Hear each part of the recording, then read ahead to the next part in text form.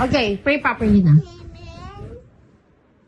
The name of the Father, the Son, Spirit, Amen. Jesus.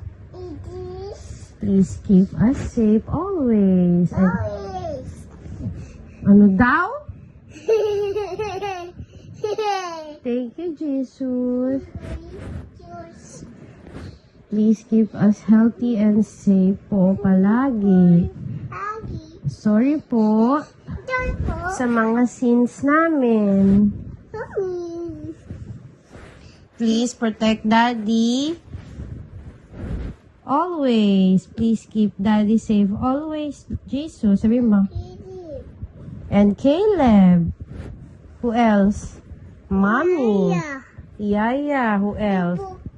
Pokpok. Who else? And Daddy. Especially Daddy.